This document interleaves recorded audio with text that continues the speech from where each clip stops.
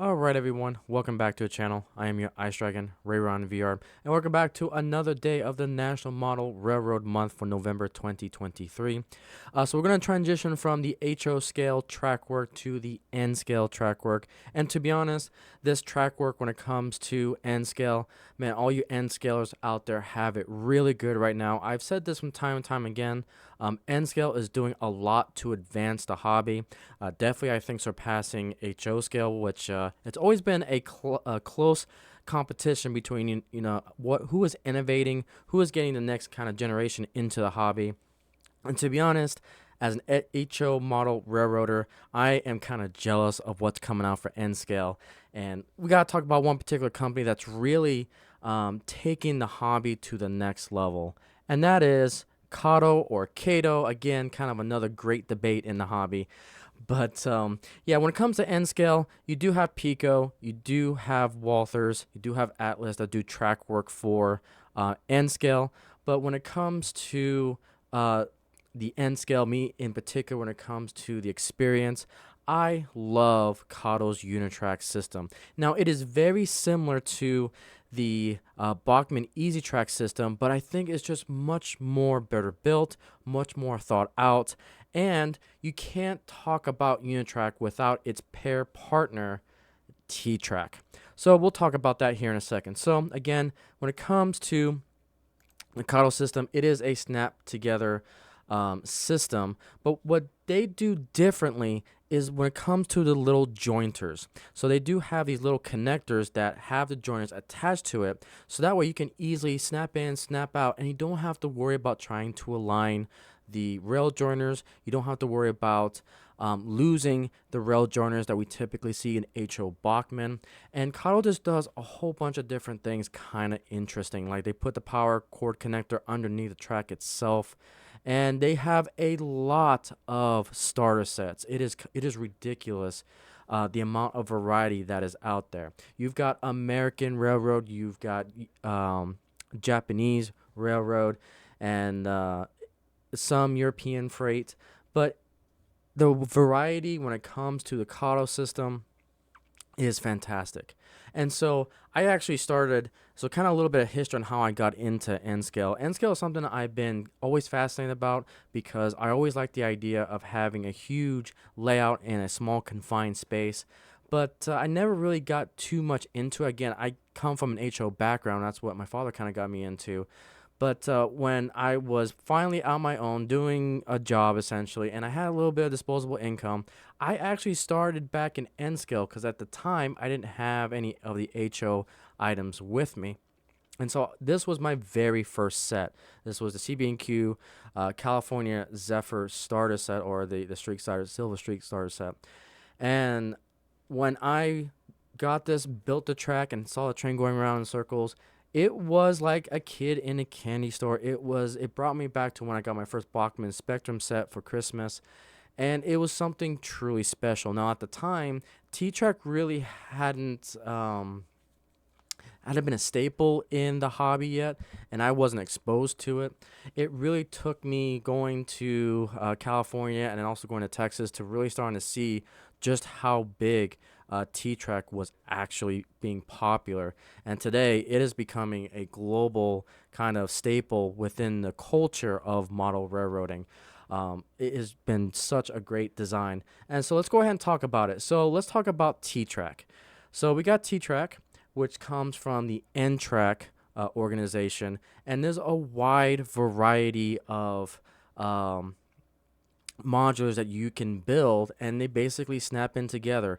There's a lot of thought, there's a lot of trial and experimentation, there's a lot of creativity when it came to these standards.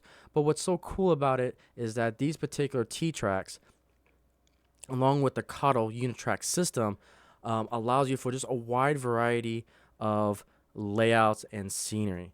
And so that's why I kind of want to talk about it. And let's give you guys some examples of just how crazy T-Track is. So again, we got the KATO track system, Unitrack, along with the N-Rail standards.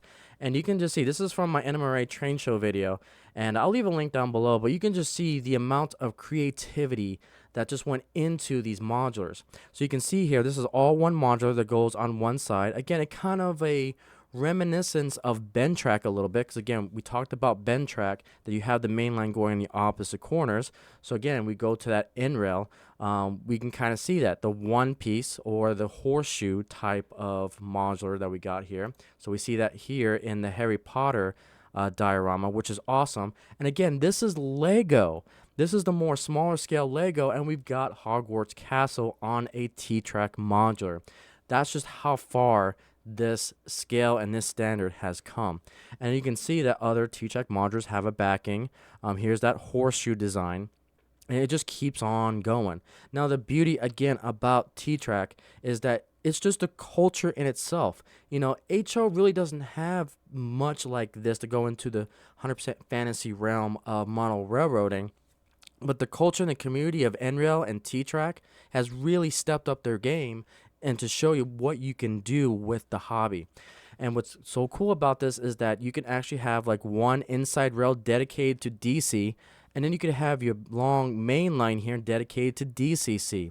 So it allows so many different people to get into the hobby, because now you can buy like, I don't know, a $50 end scale DC set and put it on a nice module like this, because typically in HO you got to have a DCC. Very rarely you have a modular DC layout. Those are few and far between. But with this T-Track system, it just gives you a wide variety of options, and it doesn't really naturally gatekeep anyone away, because typically, again, when it comes to Freemo, when it comes to bend track and everything, it does do a little bit of gatekeeping, because you got to invest into a DCC locomotive. However, you can buy a very cheap DC engine, and if the club runs the inner lane as a DC, you can just put it on a track and go. Now, definitely word of caution, make sure you don't put a DC on a DCC system, because it could short it out. But it amazes me how far T-Track has come. And with this particular layout in general, I was quite impressed with the NRail community, because they did something I never thought I would see.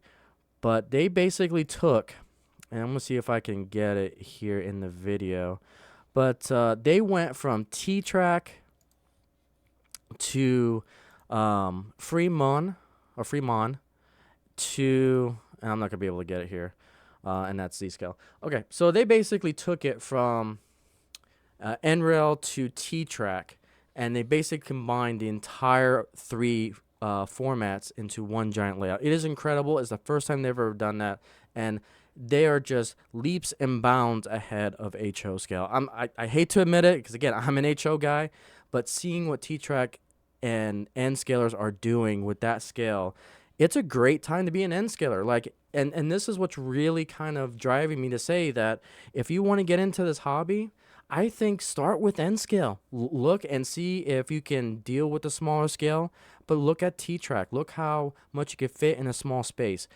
To be honest, it is a great time to be an N scaler, because there's so much out there. KATO and this Unitrack system has revolutionized the game.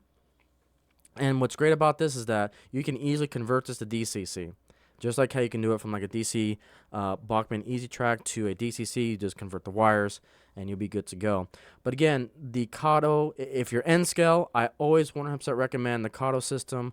If you want to get into the more complicated Fremont or NRail type of system, or N-Track I should say, then again, maybe look at Pico, maybe look at Walthers. Again, I'm not an expert on those in N scale. I've been diving 100% into KATO. You guys can see my videos on the rise of N scale, a series that I got going here on the channel. But it's quite interesting, quite interesting. So yeah, I am a big fan of KATO and the T-Track system. And something else, you can see here, we've got even Willick Scenics is getting onto it with their diorama set here, and it's just so easy to get into it. I'm so excited for this, guys. It is quite amazing. And something else that they've started to do lately that's starting to slowly become popular as well. Again, we talk about how N-Scale is leading the way in innovation when it comes to the hobby. And so look at this. We've also got the mini diorama standard that's slowly becoming popular. I saw this at the NMRA train show. I saw this at the latest Temple show. And basically, it's just a straight piece and a couple corners.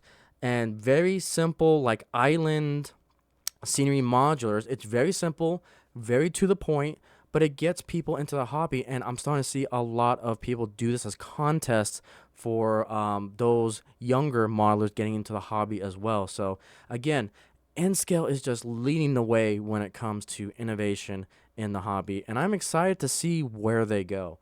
But yeah, again, when it comes to track, Unitrack, and KATO, this was kind of a mixed video with KATO shout out and their track system. And again, they have a wide variety. They have, the typical straights, but then they have like elevated viaduct track. I'll go ahead and show you guys this. This was pretty cool. So yeah, you can make like European style bullet train track from Tokyo. See, it's not exactly the ones I'm looking for, but let's see here. Let's see. I'll go to the tram too. They also got this tram system. Look at this. Now this is so cool. They've got this tram system that brings like a modular roadway system. Like this is really really cool. So you can have a nice scenery piece.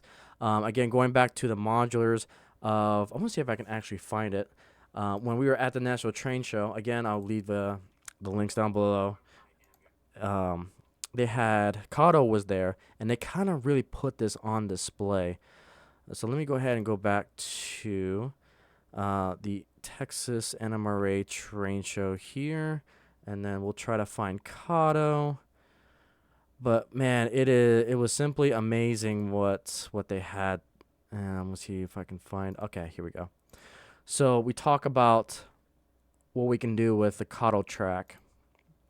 So look at this. So on the inner side of the T-track modules, we've got that